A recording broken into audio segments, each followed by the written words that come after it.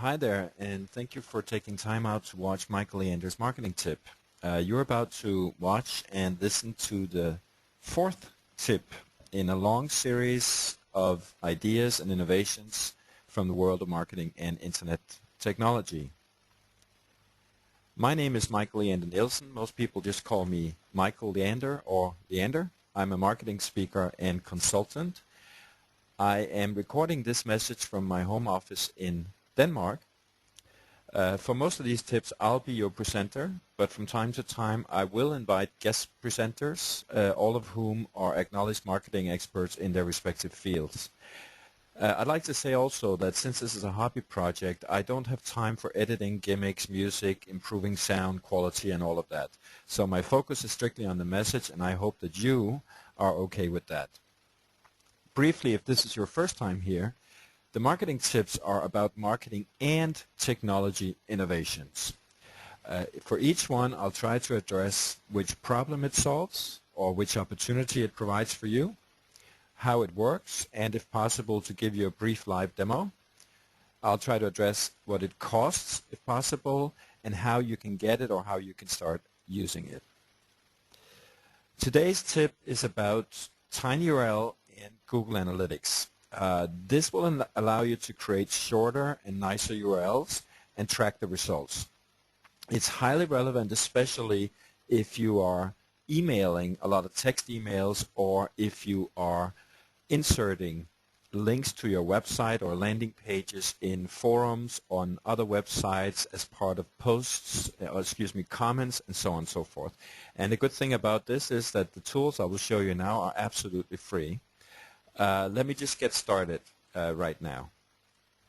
Now, creating short URLs is primarily for those who would like to include a long URL in, for example, an email or post it in forums and so on, as I said before, but who have URLs that looks like the one you see in the middle of the slide right now.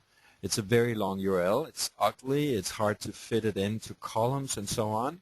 So what you want to do is create a short and trackable URL. And let me just show you how to do it. First, if you want to track it, and if, for example, you're using Google Analytics, you would need to get to the URL builder, which is a Google offering, and it's absolutely free. Now let's say that I wanted to get a specific page from a website, and I'd like to include that URL in a marketing campaign of sorts. So I'll go to the page, I will copy the URL you see on the top, I will go to the URL builder and insert that URL. I will insert a number of information that will enable me to identify this particular URL later on when I'm tracking it. So the campaign source here, I'm going to use this for a newsletter, and the medium is an email. I'm not going to use a campaign term or content, but I'm just going to give it a campaign name, which in this case is newsletter number 1. Then I'll generate the URL. It'll return a very long URL. I will copy that URL, and then I will go to tinyurl.com. At tinyurl, I will insert the very long URL. I'll press Make TinyURL, and this will turn this 138-character URL into a URL consisting of only 25 characters. So I'll copy this URL and insert it in the email, and this is what it'll look like if somebody clicks on that email. They will actually get to the page. As you see up in the top here, what the URL does, or the TinyURL does, is actually it's just wrap all of this information into only 25 characters of code, and then this code will unwrap once that particular URL is activated. Really as simple as that. So what you get is a very long original URL, however many characters. In the case we just looked at, it was 138 characters, and you'll turn that into a new short URL which only includes 25 characters. It's very, very useful.